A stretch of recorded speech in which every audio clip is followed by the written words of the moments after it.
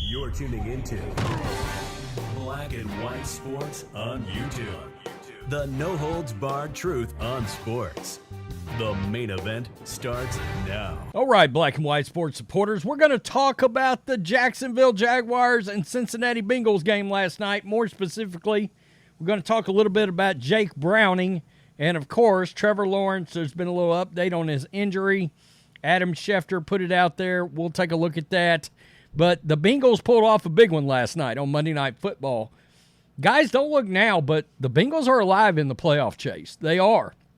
And the Bengals may have found a little something with Jake Browning. I keep saying this, and you guys have heard me say it, and it's a little bit of the Brock Purdy thing, but, you know, there are things about Jake Browning that fits the old Parcells rules of looking at quarterbacks and getting quarterbacks. Jake Browning played 53 games in college, all right? And this just goes to tell you the Bengals are also another example of when you draft a quarterback or you acquire a quarterback, you've got to, your priority becomes, I've got to do something with the offensive line, make it strong, and I've got to surround him with a bunch of offensive talent. Okay, this is why Belichick's failed, because he has not done that for Jones, Zappe, or anybody else, and it's one of the reasons why Brady left. I mean, really and truly, because it's like, well, I can win in a different way. No, you can't. Not now. Why? Because speed kills, and speed is everywhere. So let's start very quickly, just to get it out of the way. Trevor Lawrence, last night, of course, franchise quarterback for the Jags. He is hurt. Adam Schefter initial testing showed that Jaguars quarterback Trevor Lawrence sprained his ankle per his source. Lawrence is scheduled to undergo additional testing tonight and Tuesday to determine the extent and how much time he will miss. Jags head coach Doug Peterson would say, quote, I don't have any information on Trevor yet. We're still evaluating. Evan Jeffries, who's a doctor, chimed in right below this. Healing time on lateral ankle sprains based on severity. Grade 1, 1 to 2 weeks. Grade 2, 3 to 6 weeks. And all of a sudden the playoffs become very iffy and that division opens up. All right?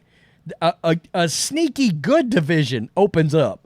Colts, good. This is the playoff picture. Texans, 7-5. Colts, 7-5. I mean, you got two teams that are only one game back of actually winning the division. And one of these teams is probably going to have to win that division. It's crazy. Now, C.J. Beathard, he was with the Niners. You guys know I'm a Niners fan. And when he played, the talent on that Niners team on offense was not what it is right now, okay? He went 9 for 10 for 63 last night, I can tell you that. But it gets worse because the Jags are officially a mash unit. They lost Christian Kirk, groin, and cornerback Trey Herndon, concussion last night as well. So the wheels fell off for the Jaguars last night. And right at the wrong time, right at crunch time. So let's just get over to Zach Taylor. He made some comments about Jake Browning last night. Just come out and said he lit the world on fire. And guys, Jake Browning lit the world on fire. This kid went out, 27 years old. He's got good size, 6'2", let's just look. I've got him right here, 6'2", 210. I mean, prototypical sort of quarterback size, right? In Cincinnati, it will be the night that quarterback Jake Browning, this is PFT, breathed new life into their playoff hopes. Browning was 32 of 37 for 354, throwing one touchdown, running for another in a 34-31 overtime win. What do I preach about quarterbacks? If they're accurate, they've got a chance to be something. All right, so we're looking at 4 games. This is 4 games into the season. He's thrown for 75% completion. 649, 3 touchdowns, 1 pick. And the guy's got some mobility. 10 rushes for 70 yards, 1 touchdown. Jake Browning is officially interesting, okay? He's officially interesting. And this, people forget, this was the kid at Washington, at the University of Washington. His legacy has gotten lost a little bit because Michael Penix is going to be a top 15 pick. But Jake Browning was the dude, but he had a down senior year, and it hurt him pretty bad. But in 2016, his sophomore season, look at this, 43 touchdowns, 9 picks. But he was 3-1 touchdown to interception ratio in college, 64.6%, and just threw the ball a hell of a lot of times. Nearly 1,500 attempts, over 12,000 yards, 8.3 per attempt. This kid's got talent, and he's very interesting. This just goes to show you how important talent is around these guys. Joe Mixon, they come out and said they're committed to playing Chase Brown. Well, Chase Brown showed his ass last night. He did. He showed his butt. I believe he was 8 for 61. I think I got it right here. 9 for 61. 6.8. That's a hell of a changeup from Joe Mixon pounding the hell out of the ball with 19 carries.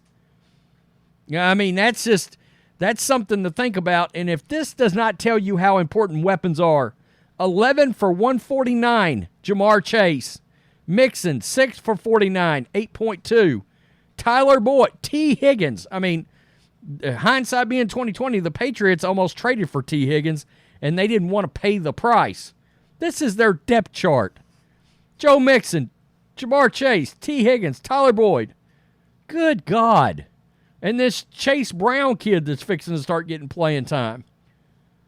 I mean, the Bengals with offensive weapons, as it should be, they're loaded, folks. They're loaded. So Zach Taylor would go on to say, quote, he just lit the world on fire, Taylor said. By the way, and this is something we talked about at the end of last year with the Bengals, all right, and after they got hosed in the playoffs, I think. Zach Taylor's a good coach. He's at least a competent, good offensive coach. There were calls for his job. He just lost Joe Burrow and put together a game plan where the backup quarterback comes in and in his 4th appearance, not 4th start, 4th appearance, goes 32 for 37. By the way, 2 of them were drops. 32 of 37 for 354 and 2 touchdowns. Zach Taylor can coach his ass off. They better make sure they just do not get swept up when people start calling for Zach Taylor's job. Because that kid can coach. He just lit the world on fire. At halftime, I wasn't sure we had an incompletion if the ball had hit the ground yet. I just thought he managed the game beautifully well. He was aggressive with some of his throws. He did a great job making plays with his feet. Just really proud of Jake and the job he did. And by the way, guys, he was not just throwing some little, 3-yard passes and some screens last night. I think he had maybe 10 completions of 10 air yards or more. I mean, that's good. That's good. No way around it. And of course, it's Tuesday morning, Monday Night Football, prime time. There's a little overreaction in this, I guess. But he showed his completion percentage against the Steelers. I mean, it was high. It was high. 73% against the Steelers. You look at their schedule, and I've got their schedule right here. There's winnable games on here. Colts game, Steelers game, Browns game. They're all 3 of those are winnable. The pivot points in the schedule for the Bengals now, Vikings, well, that's at home with Josh Dobbs. Now, I think that's a winnable game. It's a coin toss, but it's winnable. The Browns is going to have an all-world defense, but that's in Cincinnati. Don't look now, but I called it. Joe Flacco looked really good. I called it. Joe Flacco looked really good the other day. Best QB performance of the year by the Browns. I called that, by the way. The real issue is going to be this Chiefs game. They're likely to lose it. But this is the problem. When you start looking at the playoff standings, they're at 11 back here with 6 wins. And we found out that ultimately we was right. We thought the AFC was going to be very good. And I think you're going to have a 10-7 team. And who it's going to end up being, I don't know, that ultimately will end up missing the playoffs. I think you're going to have several 10-7 teams, and because of tiebreakers, I think a couple get in, and somebody, a third one, gets left out. Who it's going to end up being, we don't know. Texans, Broncos. Texans now have the tiebreaker over the Broncos. Bills, can't sleep on them. I mean, we just know if the Bills get in, they're going to be dangerous. And, of course, now the Bengals are still sitting there. So you never know. You never know. The Bengals have to take one of them games against the Steelers because they lost one. So the Steelers have a tiebreaker there. All right. So, and, of course, they play the Colts. Well, you got to win that. You got to win that game no matter what. Tell me what you think. Wow, Jake Browning. I'm telling you. NFL teams have got to figure out how to evaluate quarterbacks, and they got to start looking at quarterbacks that started 40-plus games, 50-plus games. That's the reason I had Hendon Hooker above Anthony Richardson, because I don't like those quarterbacks coming out that have only 15 starts. Yeah, that's how you get a Mitchell Trubisky out there. Exactly how. I want to see 30, 35, 40 starts, 30 starts, 23 wins. That's the kind of thing I'm looking for. 25 wins. You know, did you complete more than 64% of your passes in college? Were you 2.5, 3.5, 2.5, 3, 3.5 to 1 interception touchdown ratio? I think that's why Brock Purdy looked so good. All of that experience in college. Tell me what you think, guys. Peace. I'm out. Till next time. Thanks for watching the show. Be sure to like, comment, and subscribe. Be sure to tune in next time on Black and White Sports.